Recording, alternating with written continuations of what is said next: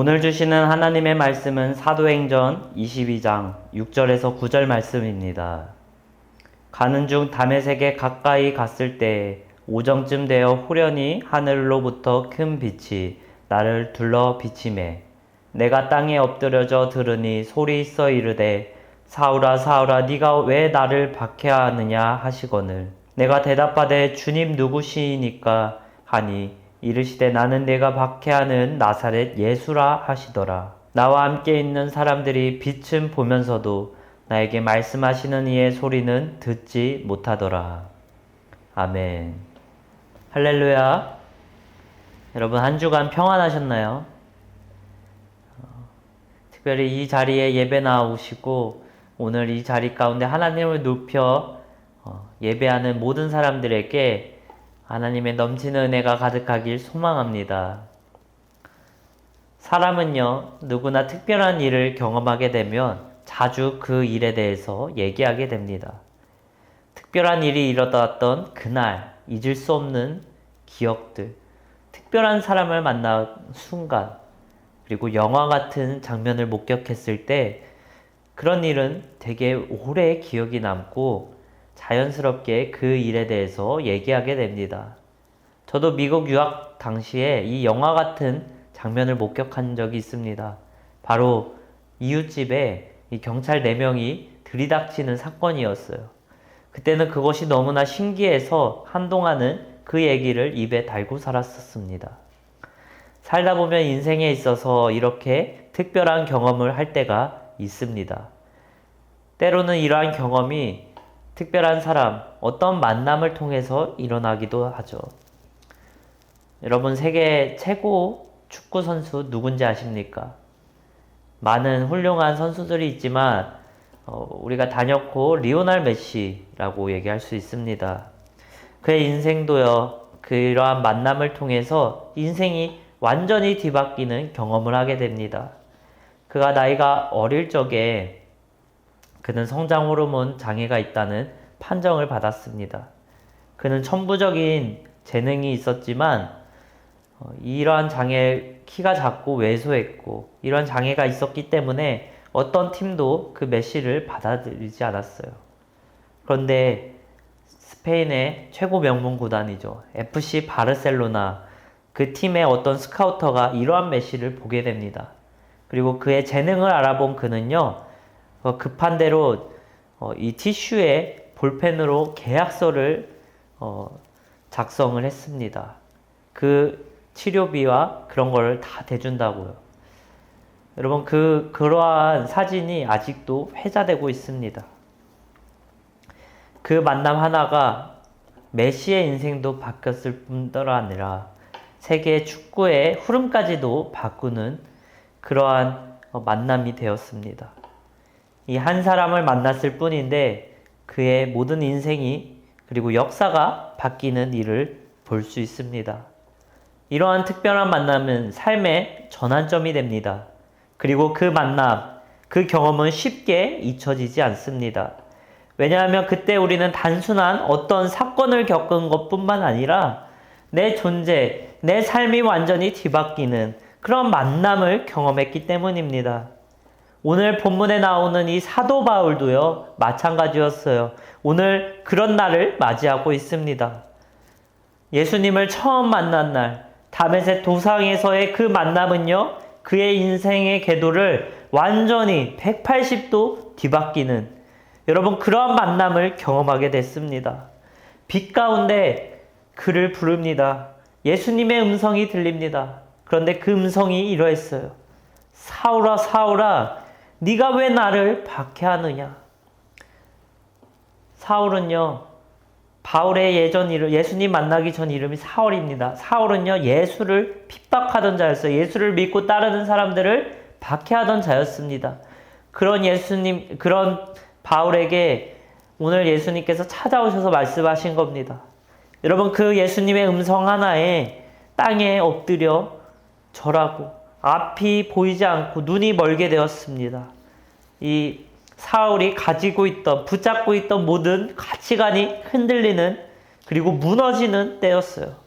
그리고 그러한 예수님의 만남을 통해서 이 사울은요, 예수를 박해하던 자에서 이제는 복음의 사도로 다시 태어나게 됩니다.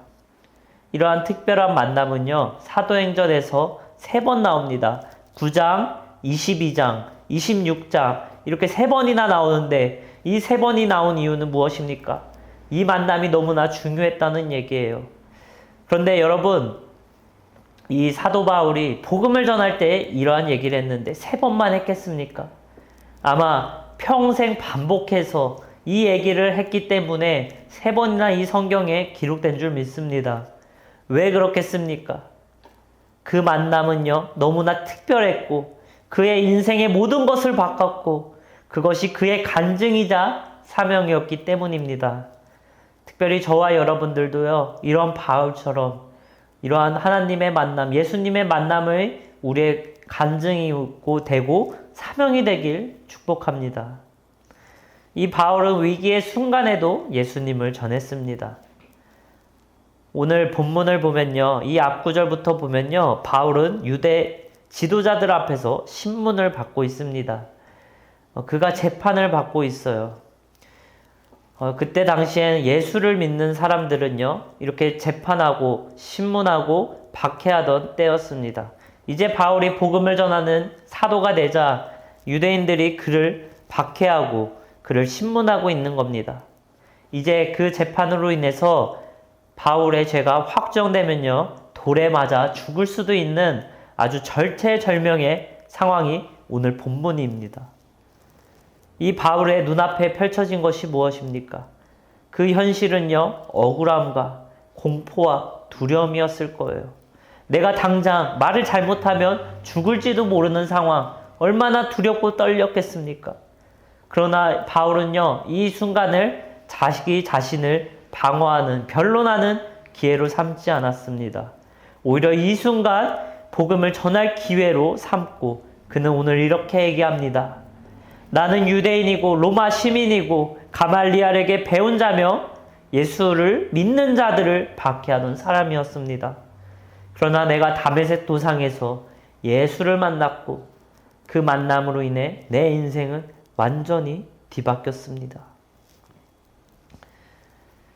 지금 그는요, 살기 위해 말한 것이 아닙니다. 여러분, 바울은요, 로마 시민이었고 그의 출신은 아주 높은 지위였습니다. 그리고 그는요, 정말 높은 교육을 받은 아주 엘리트 중에 엘리트였습니다. 아마 그가 내가 예수를 전하지 않았다, 예수를 믿지 않는다 그 한마디만 했어도 오늘 이 재판에서 벗어날 수 있었습니다. 그러나 그는요, 그런 얘기를 하는 게 아니에요. 자신의 변론하고 방어하는 게 아닙니다. 그 순간에 예수를 증거하고 그리고 예수를 전했습니다. 지금 자기 생명을 담보로 복음을 전하는 겁니다. 사랑하는 여러분, 이것이 간증이 있는 사람의 삶이며 이것이 예수를 만난 사람들의 삶인 줄 믿습니다. 예수를 만난 사람은요, 그 어떠한 상황에도 예수님을 부끄러워하지 않습니다. 예수님을 증거할 수 있는 용기, 그 용기의 뿌리는요, 내가 주님을 만났다는 그 분명한 확신 속에서 나오는 줄 믿습니다. 여러분, 간증은요, 말을 잘하는 기술, 말을 잘하는 사람만 하는 것이 아닙니다. 우리가 오해하는 것이 있어요. 복음을 전하고 말씀을 전하는 것은 말이 뛰어나고 언변이 뛰어난 사람들이 해야 된다고 생각을 합니다. 그러나 그렇지 않습니다. 진정 간증하는 사람, 복음을 전하는 사람은요, 예수를 진짜 만났다는 그 확신, 그 만남만 있으면 여러분, 그 간증할 수 있고 복음을 전하게 되는 겁니다.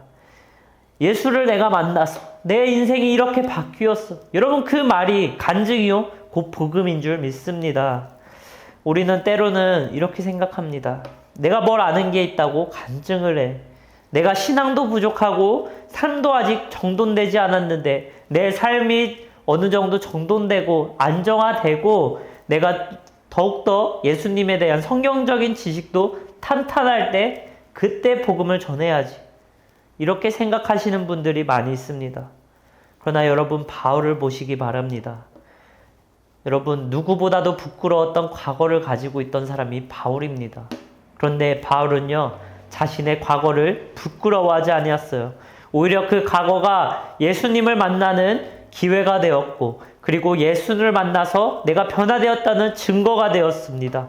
그리고 그 변화가 복음의 능력을 증명하는 간증이 되었습니다. 여러분, 오늘 우리도 이렇게 바울처럼 고백할 수 있길 소망합니다.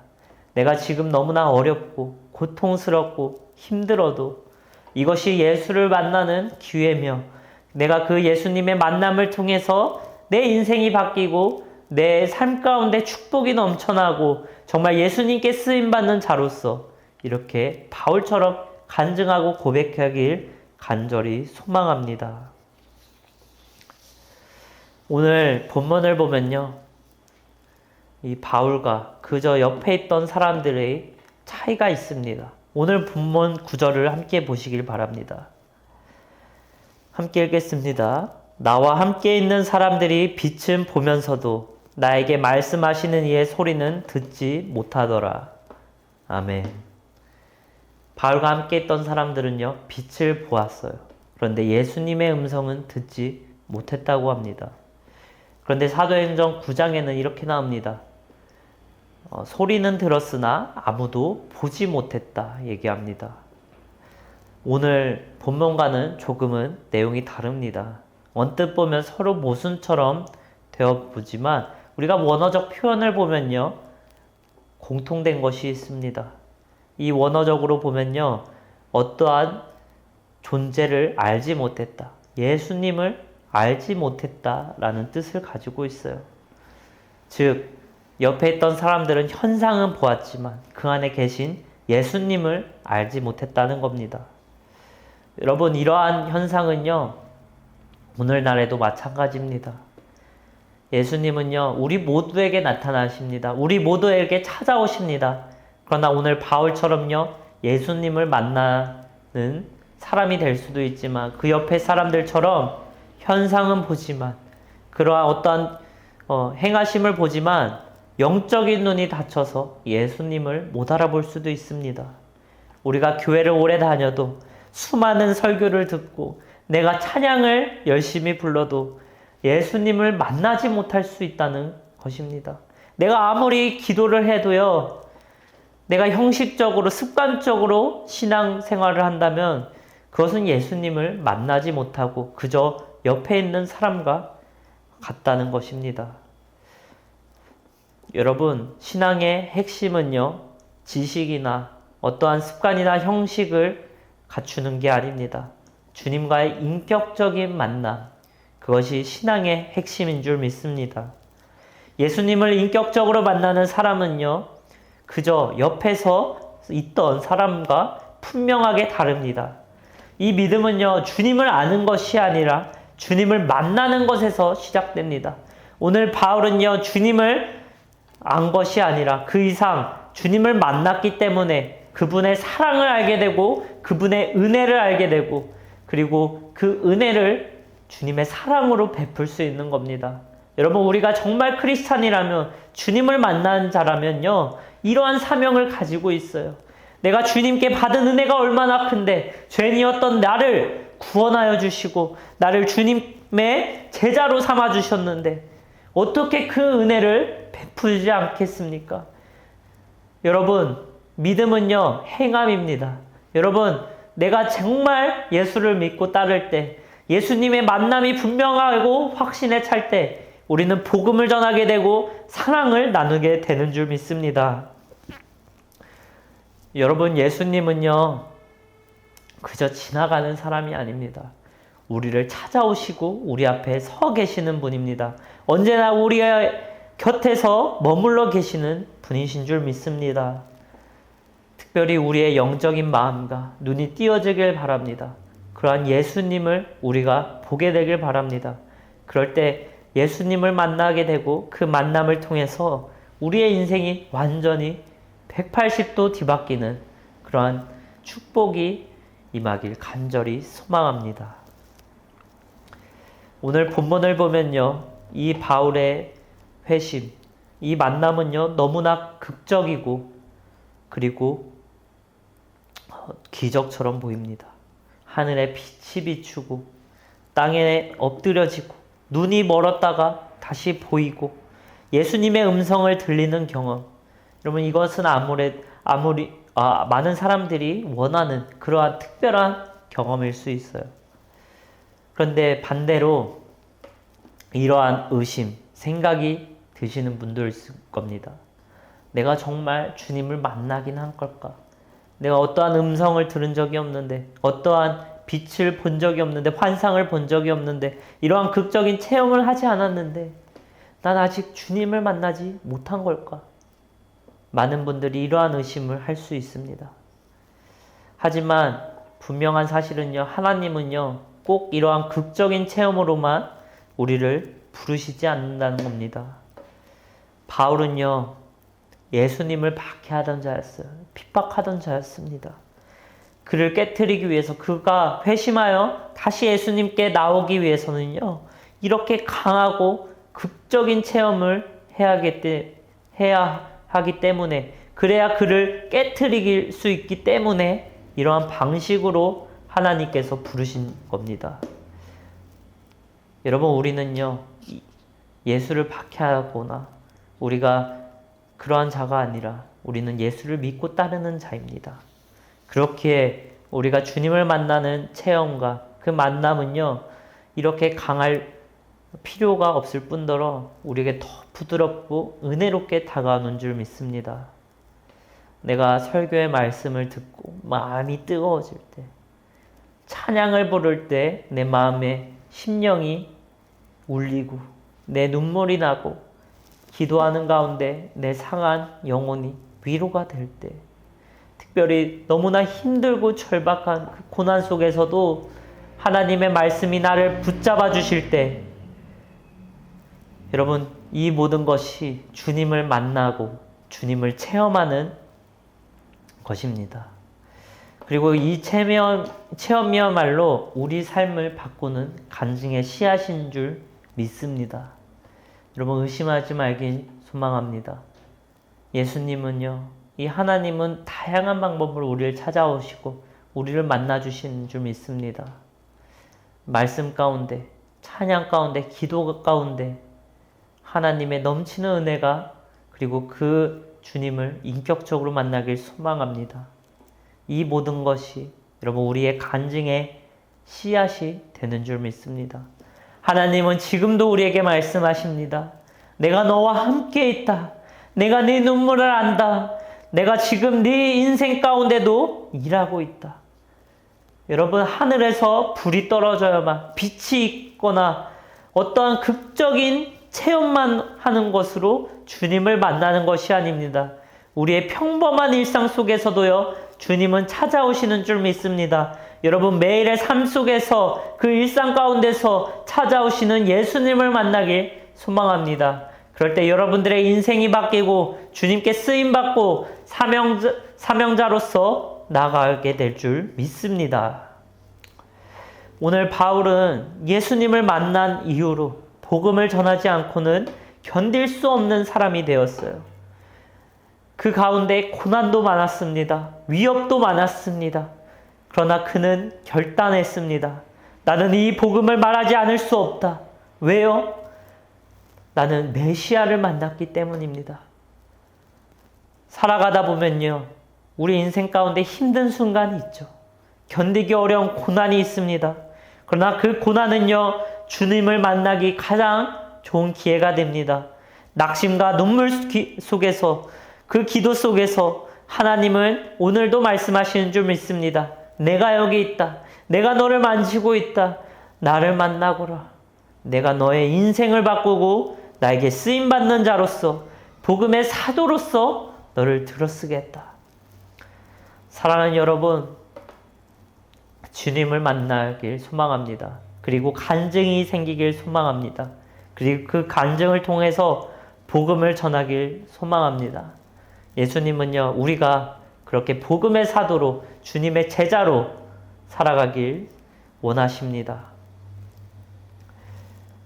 여러분, 주님과의 만남, 그것이 우리의 사명입니다.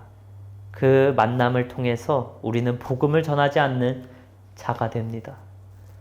우리의 믿음은 무엇입니까? 여러분, 그 넘치는 하나님의 은혜, 사랑을 우리가 경험했습니다. 이제는요, 그 사랑과 그 은혜를 다른 이웃에게, 정말 그것을 필요로 하는 사람들에게 전해야 되는 줄 믿습니다. 오늘 이 자리에, 우리가 예배드리러 나온 이 자리에 우리는 복음을 증거하기 위해 하나님께서 부르신 자들입니다. 여러분, 하나님의 그 부르심에 응답하길 소망합니다. 오늘 이 예배 가운데, 우리의 기도 가운데 하나님을 인격적으로 만나는 체험이 있길 소망합니다. 그리고 사명이 회복되는 시간이 되길 간절히 축복합니다.